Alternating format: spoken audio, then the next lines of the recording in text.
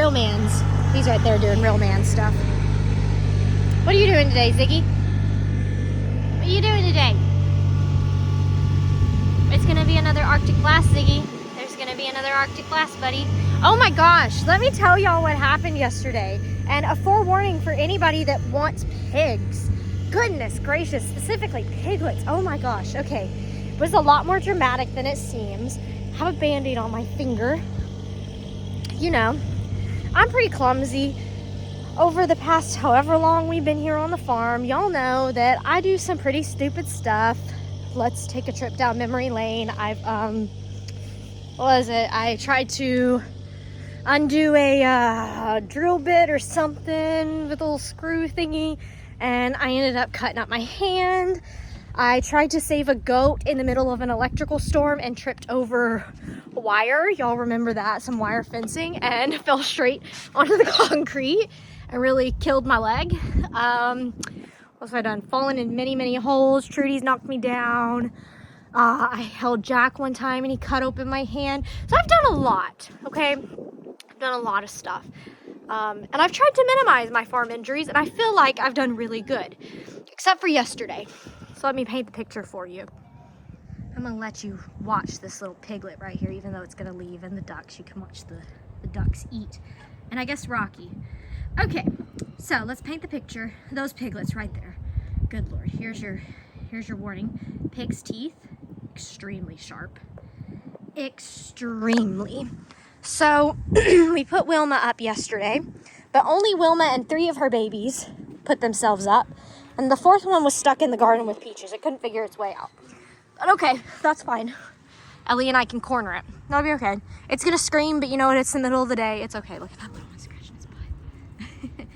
Like, that's okay. That's okay. So we go in there, we corner it. Ellie picks it up, and it is just screaming and hollering. And I'm like, give me the pig. Like, I'll calm it down. I can do that, you know?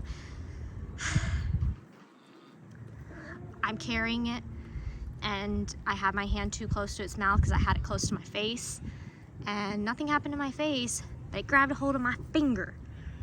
You can't see because it's got a Band-Aid on it, but it's right here where your finger bends. It bit me. Now, note to self, if a pig ever bites you, don't yank your finger away, because when I yanked my finger out of its mouth, its tooth drug down my finger. It immediately starts bleeding horribly. I didn't know there are tons of nerve endings and blood vessels in your hands that, like your head, your scalp, it's gonna bleed a lot.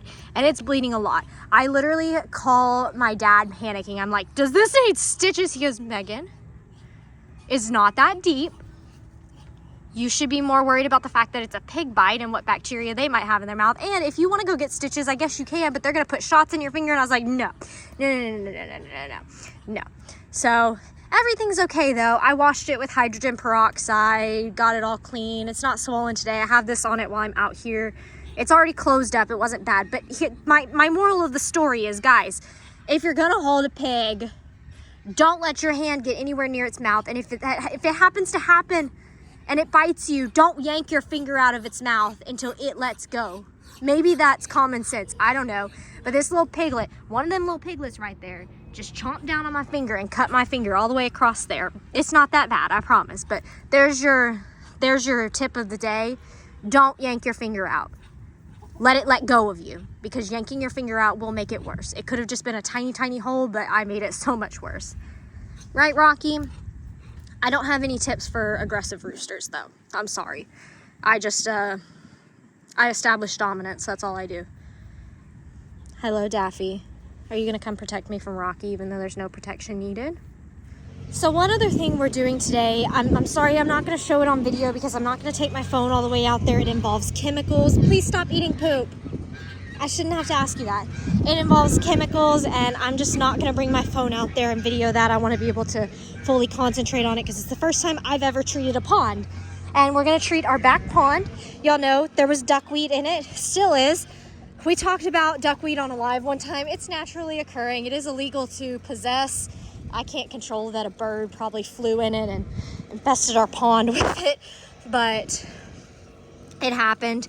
And duckweed is fine until it can cause problems, and we're noticing with the weather change that it's probably time to treat it now. And so we are gonna treat it. So let me show you what we're gonna treat it with. Let's turn the light on in here. So I bought this stuff. It's called Wipeout Pond Defense. And it, well, I don't really know what we're doing with it. Ellie has the sprayer for it. There's all kinds of instructions for aquatic vegetation and freshwater ponds, lakes, reservoirs, all those things. This is not cheap.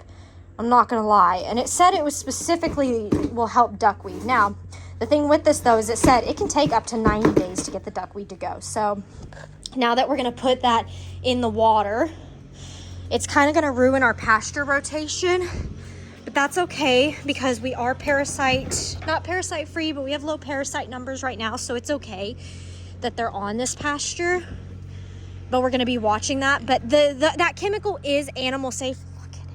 Beautiful. And Teresa is completely white now. Sorry, squirrel brain every time. It is animal safe, but because we are going to do a heavier treatment on the water, I don't want the animals on it. And that'll make that pond ready to go in time for spring when we pasture rotate them there. We were gonna go ahead and do it early, but just some things with the weather happened and all of that. So we'll pasture rotate as soon as we get that treated. It'll be about 3 months or so at max. So we're gonna do that. I'm sorry, I'm not gonna video it. Like I said, I don't want to bring my phone out there, but we are gonna do that and get that treated. Lots of stuff going on today.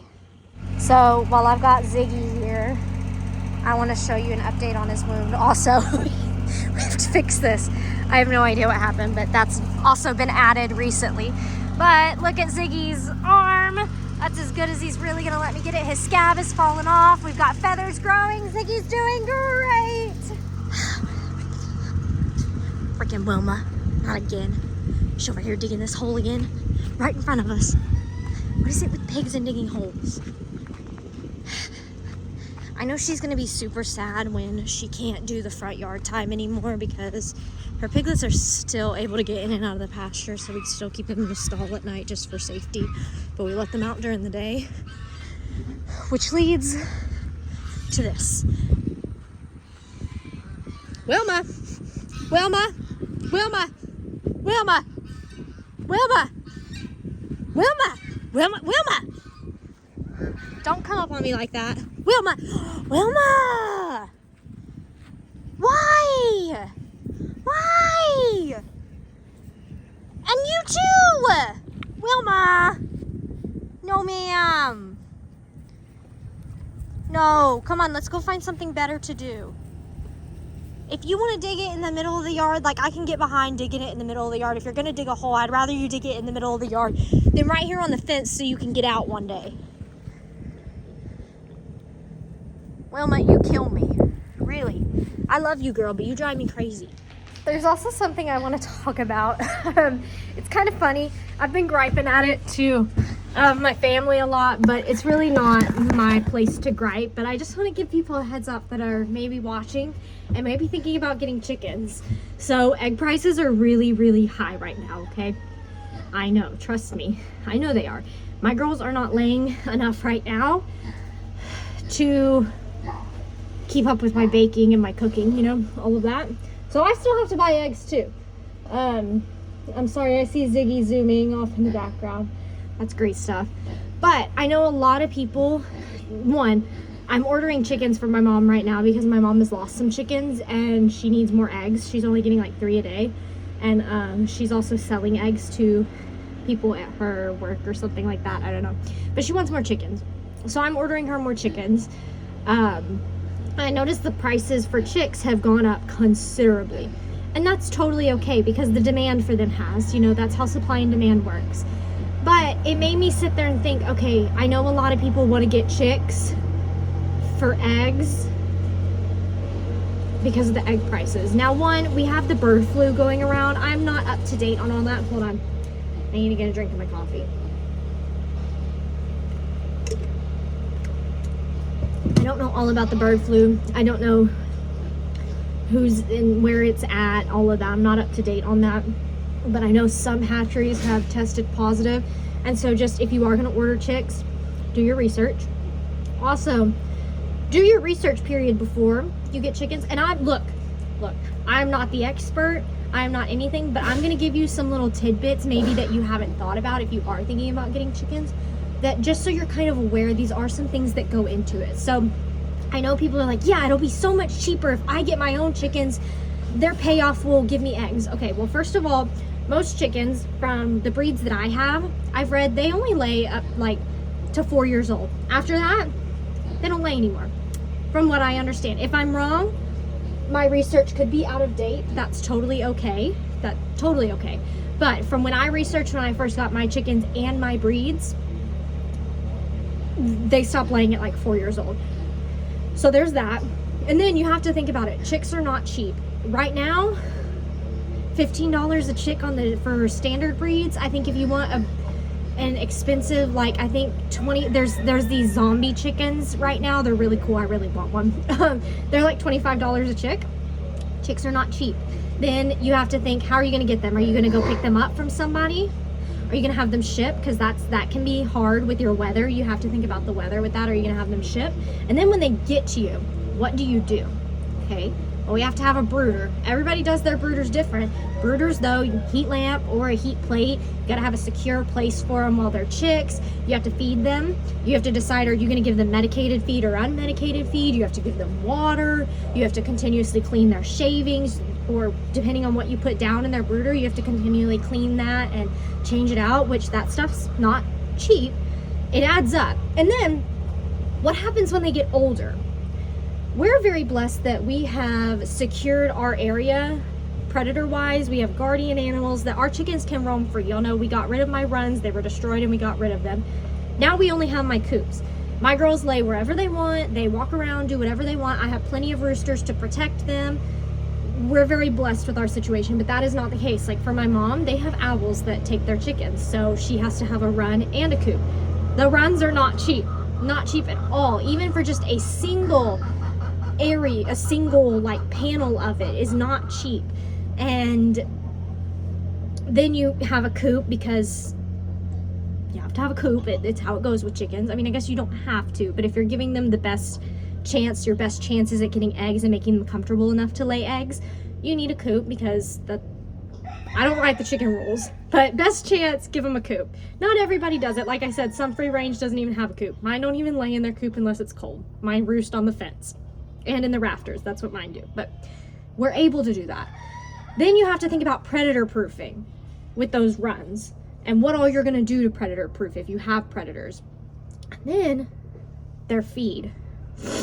You have to feed them. You know, you can let them free range, but if you're not in the situation to free range, you have to supplement their diet somehow. And there's not a lot of chicken vets around, and unfortunately, chickens are very, very, very fragile. Very fragile. I don't want to scare anybody away from getting chickens, but they're fragile. And once they get sick, it's hard. And there's not many vets that will see chickens, and some people are like, well, it's a chicken, like I'm not going to take it to the vet, you know? And so I'm just saying, poultry can be hard, and I just want people to think about, yes, your eggs are expensive. If you're a family that consumes a lot of eggs, I think you should get your chickens. You do you. But if you're somebody that doesn't consume a lot of eggs, that might not be the way to go for you. But just remember, the cost of feed goes up with the supply and demand. The cost of them themselves, maintaining them, and everything they need is very expensive too. So just remember that, because we're getting into chick season. And I know that some people rush into getting chickens, and then chickens, I find, end up are needing rehomed quite a bit because people weren't ready for them to grow up, because chicks are cute, right? But they're not chicks for long. It's only like 1 or 2 months, and then they get big, and then you've got a bunch of dinosaurs running around, right? So I don't mean this in any ill will or anything at all, but it's been something that I've really been passionate about recently. Is anybody that tells me, yeah, I'm gonna get chickens, I'm like, hey, real quick before we do this, let me give you my little tidbit of knowledge that I've had with my chickens, that it is not cheap. You know, it's not. And there's all kinds of different feeds out there too, and all kinds of different unique needs. Different breeds need different things, all these things. So just remember that when you think you want to get chickens. Also, chicken math is very real. There's the other side of that is once you get chickens, you become obsessed with them, and 1 chicken turns into 3 chickens, and then 3 chickens can turn into 10 chickens, and then 10 can turn into 20 and into 40. It's very easy. Very, very, very easy. And if you've got broody hens and you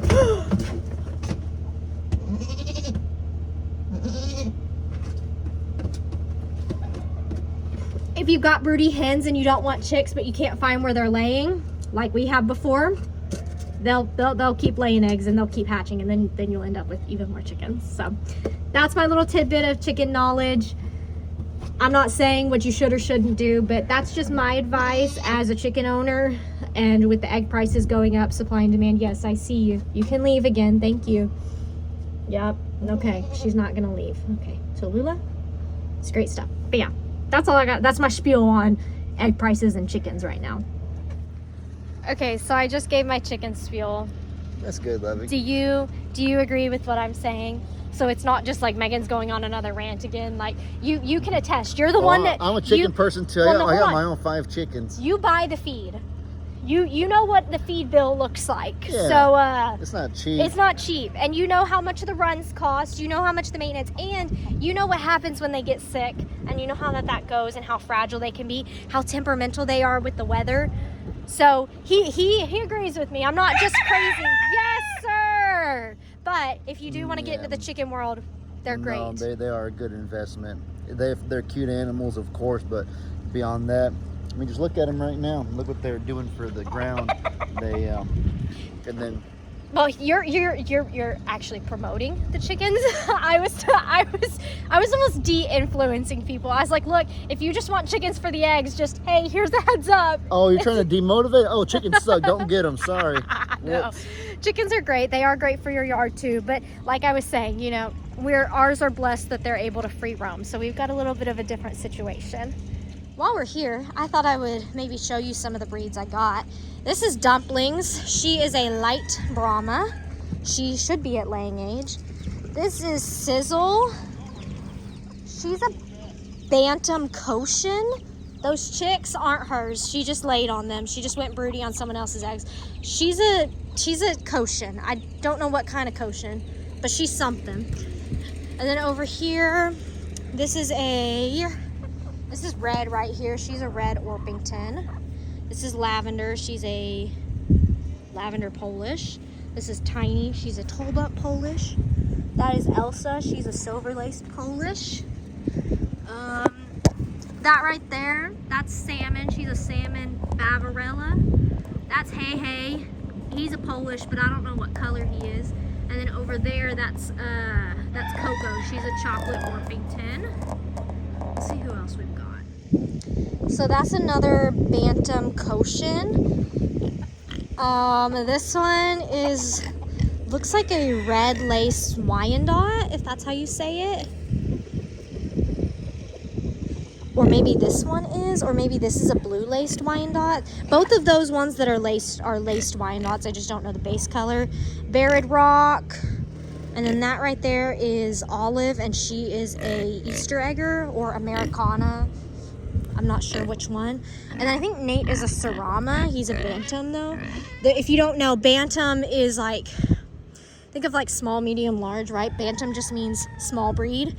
And then you would say like, oh, I've got a Bantam Polish. Well, none of my Polish are Bantams, but that's a Bantam Cochin right there. So a small Cochin, if that makes sense. And then we've got an emu right here in case you didn't know. And a turkey. And a pig. Goats, donkeys. These Muscovies. They're Muscovies. I was going to say these ducks right here are Muscovies, but instead I said these Muscovies. Oh no. Look, he's found the hole. He found the hole. We're going to go interview him, see what he thinks. I think we're going to do like some kind of camera inception thing. Don't turn off your camera. Lovey. Lovey, don't turn off your camera. Don't turn that camera off. What do you think? He can't hear me. I was telling you don't turn your camera off. Oh, sorry. It's okay. What do you think? You want me to turn it back on? No, it's okay. moment's over. What do you think? It's lovely, isn't it? Yeah. She's done a really good job. Get some gravel and cover it. I think we could go over it with a shovel, and that'll be easier. And then drag over it something instead of gravel, because she hasn't created a big enough problem yet. And if we just kind of scooch this in and repat it down, it should be okay. I don't think she was doing it to dig out, but I don't know what Wilma's intents ever are. Is that a yummy leaf? Okay, back to the chicken hunt, y'all. There's more chickens. I just don't quite know where. They're always everywhere. That's a rooster, but don't get confused. He's not a rooster chicken. He's a rooster dog. Those are pigs. Those are more Muscovies. That's a goat. That's another Muscovy. That one's a boy. Oh, those are geese. Now they're gonna be like, Megan, I know what the freaking animals are. I know what they are. Woo, look at them go. You're gonna be like, Megan, you're treating us like children, as if we don't know what these animals are. That's a cat, by the way, in case you didn't know. That's another cat. There's cats everywhere. I wonder where the naked necks went. Oh, here we go. Here's more chickens. That is a candy corn Polish hen. That is a candy corn Polish rooster. That's Frank and Candy. And then in here, this is a cream leg bar. She doesn't have a name. Actually, she does have a name. It's like Cranberry, I think. That's Rocky. He's a game rooster. And then this black one and this brown one with the naked necks, they're called Turkins or naked neck chickens. That's Callie and Cassie. I don't know which one is which. I'm going to be really honest with you. Those are Ellie's birds. But they're really mean, and they don't really like anybody because they live with Rocky. And then we've got some more chickens, only like 5 more that we got to maintain the pasture poop. I know it seems like a lot of chickens, and this is I'm really out of myself. This is where y'all gonna be like, you're a chicken farm, you're a chicken farm. I promise we're not. We don't get chickens just for the kicks and gigs. You see they're sitting here eating bugs. They do great bug control for us. We don't have ticks, fleas, all of those things. We have very low numbers of that, or we don't really see all of the nasty bugs and all of that, and that's because they clean it up. That's Kevin, by the way. I don't know what he is. He's some kind of rooster. I call him Standards, but that's Kevin. Hey, Kevin. I was gonna end the video right here, but this dang goat, and I should have known it was gonna happen. Normally my job, I always say this, my job, when Ellie, hey, Rooster, stay in this yard. Good job, Phoebe. Rooster, Rooster. Can't talk sweet to him. You got to get stern with him for him to listen, because he will roam as well. Stay in the yard. This dang goat, my job is normally to keep the animals in the yard, and I walked off to go show y'all chickens, and Tallulah's done and gone. Oh, guys, last birds. Those are mallards, by the way. And if we want to get really specific, the brown ones are, I don't know what kind of geese, but the ones with the little bumps on their head, those are Chinese geese. Rooster, this is not what we're supposed to be doing. Phoebe, no. Okay, I gotta end it here. I gotta get this goat and these dogs back. But thanks for watching, y'all. I hope you enjoyed. Catch you next time with another one. There's Wilbur. Hi, friends.